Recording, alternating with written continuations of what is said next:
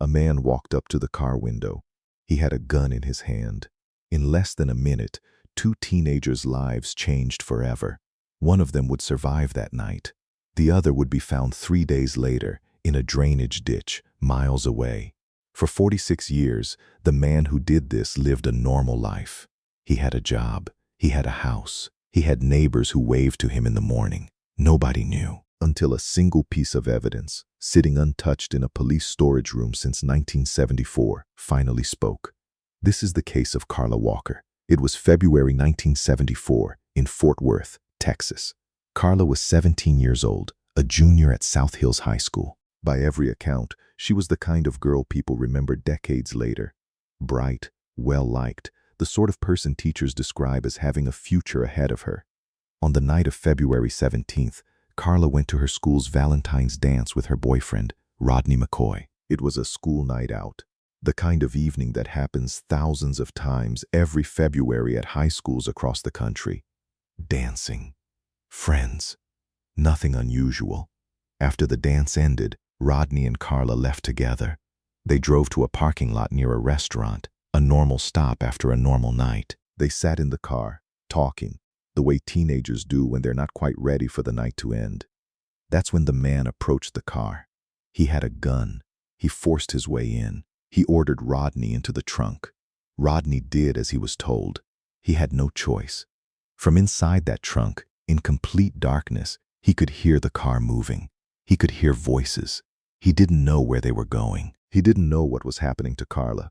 At some point, the car stopped. The trunk opened. Rodney was let out, alive but alone. Carla was gone. Rodney made it to safety, and the alarm was raised immediately.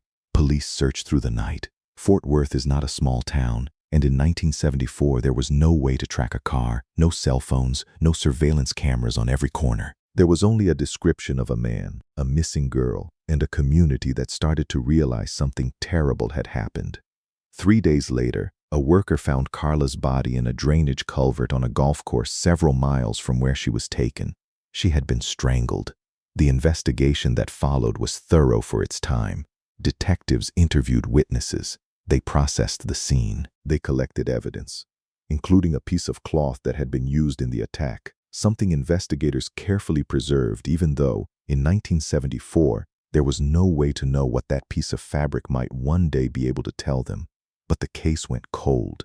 Not immediately. Investigators worked it hard for months, then years, but without a name, without a confession, without a break. The leads dried up. Carla Walker's murder became one of those cases that everyone in Fort Worth who was old enough to remember 1974 still knew about. Parents told their kids about it. It became part of the town's memory. A warning, a tragedy, an open wound that never closed. Years became decades. Carla's family never stopped wanting answers. Her brother, in particular, became one of those relatives you sometimes hear about in cold case stories. The person who calls the police department every year, who keeps the case alive in the public eye, who refuses to let a name and a face fade into a filing cabinet. For 4 decades, that was all anyone could do. Remember, wait, hope. Meanwhile, somewhere in the same city, maybe even the same neighborhoods, the man responsible for Carla's death went on living. He got older. He worked. He had a life that, from the outside, looked exactly like everyone else's life. A retired tradesman. Someone who fixed things, paid bills, went to the grocery store. The kind of person nobody would ever look at twice. That is, in many ways, the most disturbing part of cases like this. Not that a violent crime happened. Violent crimes happen. It's that the person responsible simply continued. Birthdays, holidays, decades of ordinary mornings. While one family's life stayed frozen at February 1974, his kept moving forward, year after year, completely undisturbed. For 46 years, that piece of cloth from the crime scene sat in evidence storage. Through the 1980s, through the 1990s, through the 2000s, through new generations of detectives who inherited the case file, looked at it, and eventually had to set it aside because there was nowhere left to go with 1970s-era evidence and 1970s-era technology. Then DNA technology changed everything, not just standard DNA matching. which had already been used to solve many cold cases by the 2000s, but a newer technique called forensic genetic genealogy. This method doesn't just look for an exact match in a criminal database. It builds a family tree from DNA fragments, the same way consumer ancestry websites trace your relatives. It can take a DNA sample with no direct match anywhere and use it to identify possible relatives, then narrow down through generations until a single name emerges. In 2020, investigators sent that decades-old piece of cloth to a lab specializing in this kind of work. What came back changed everything. The DNA on that cloth led to a family tree. That family tree led to a name, and that name belonged to a man who was very much alive, living quietly in the Fort Worth area, exactly where he had been living, in one form or another, for the entire 46 years since Carla Walker was taken from that parking lot. His name was Glenn Samuel McCurley. In September 2020, police arrested him at his home. For the people who had waited 46 years, Carla's family, the original detectives who had long since retired, the community that had never forgotten, this was the moment. Not a press conference, not a headline, a knock on a door in an ordinary neighborhood on an ordinary day, ending something that had been open for almost half a century. McCurley was charged with Carla Walker's murder. The case that had gone cold in 1974, before some of the detectives working it in 2020 were even born, was finally, after 46 years, no longer a mystery. He would go on to plead guilty. What makes this case different from most of the unsolved disappearances and mysteries we cover is the ending. There is one. After 46 years, Carla Walker's family got something that so many families never get: a name, a face, an answer. But the ending doesn't erase the 46 years that came before it. For 46 years, Glenn McCurley walked through the same city as Carla's family. He may have shopped at the same stores, driven the same roads, lived an entire life, while one family's life stopped at a single night in February 1974 and never fully started again. That's the part of this story that stays with people. Not just that a 17-year-old girl was taken from a parking lot after a school dance in 1974, but that the person responsible got to have everything she never got to have. Decades of ordinary days, decades of growing older, decades of simply continuing, until one piece of cloth, preserved by detectives who never stopped believing it might matter someday, finally caught up with him.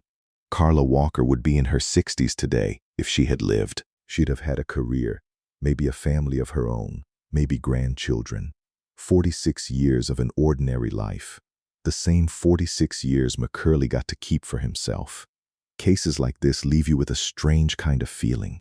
Relief, because there is an answer, but also something heavier. The realization of just how long someone can hide in plain sight, simply by being unremarkable. No alarms, no red flags. Just an ordinary man, living an ordinary life for almost half a century, while the truth waited quietly in an evidence room. It took 46 years and a piece of fabric for that truth to finally come out. For Carla Walker's family, the wait is over.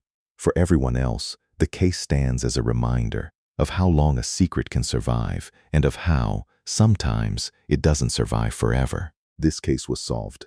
If you want real disappearances, unsolved mysteries, and true crime investigations based on actual events, including the cold cases that finally got their answers, subscribe to Vanished Records and join us for the next case. There are details about this case worth sitting with. The first is what Rodney went through that night. He was 17 years old, locked in the trunk of his own car, hearing voices and movement he couldn't see or understand. He didn't know if Carla was alive. He didn't know if he would be next. When the trunk finally opened and he was let out alone, he had to live with not knowing, for 46 years, what happened to her in those final hours and whether there was anything he could have done differently. Survivors of cases like this often carry a weight that has nothing to do with guilt in any legal sense, but everything to do with the simple, brutal randomness of who walks away and who doesn't. Rodney walked away. Carla didn't. For 46 years, he lived with that. The second detail is about the piece of cloth itself. In 1974, the detectives working this case had no way of knowing that the evidence they were carefully bagging and storing would one day be analyzed using techniques that didn't exist yet. Techniques that, at the time, would have sounded like science fiction.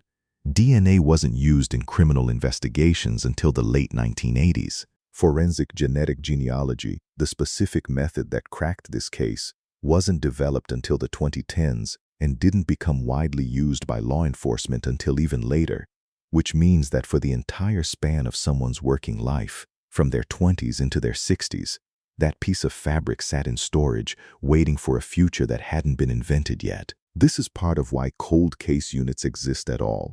Not because detectives expect a breakthrough next week, but because they understand that evidence preserved today might become solvable evidence in 20 years, or 30, or 46. Every cold case unit in the country is, in a sense, a bet on future technology. In Carla Walker's case, that bet paid off. The third detail is about McCurley himself and what investigators learned once his name surfaced. He wasn't a stranger who had passed through Fort Worth once and vanished. He was local. He had lived in the area, in one capacity or another, through the entire 46-year span. He had a work history. He had been, by most accounts, unremarkable. The kind of person who blends into a community so completely that nobody ever has reason to look twice. This is one of the most common patterns in cold cases that eventually get solved through DNA. The person responsible is very rarely a criminal mastermind who carefully evaded justice through cunning. Far more often, they are simply someone who was never flagged, never investigated, never connected to the crime in any way, and so they didn't need to hide. They just needed to exist, quietly, and let 4.5 decades pass. When investigators finally had a name, the process moved relatively quickly. DNA from the genetic genealogy lead was confirmed through direct testing. A warrant was prepared, and in September 2020, officers arrived at McCurley's home and made the arrest. For the detectives involved, some of whom had worked this case for years, inheriting it from predecessors who had inherited it from the original investigators in 1974. This was the culmination of institutional memory spanning multiple careers. Detectives who first touched this file are long retired. Some have passed away. The case outlived entire careers before it was finally closed. McCurley was charged with capital murder. The case moved through the legal system, and he ultimately entered a guilty plea, removing any need for a trial that would have forced Carla's family and Rodney to relive that night in a courtroom, decades later, in front of strangers. For Carla's family, the resolution came with a complicated mix of emotions that people who haven't lived through something like this often don't expect. Relief, certainly. The not knowing was finally over, but also a kind of grief that gets reopened. For 46 years, Carla existed in their memory as a 17-year-old girl, frozen at the exact age she was the night she disappeared. The arrest didn't just answer a question. It also, in a strange way, brought February 1974 back into the present, all at once, after decades of it slowly fading into history. There's a reason cases like this resonate so strongly with people, more than 4 decades after they happened. It isn't just the crime itself, it's the span of time. Carla Walker disappeared in a world before home computers, before the internet, before cell phones, before DNA evidence existed in any usable form. The investigation that finally solved her case used technology that belongs entirely to a different era, one that didn't exist for almost the entire time the case was open. 2 completely different worlds, separated by 46 years, connected by one piece of fabric that never stopped waiting in an evidence room.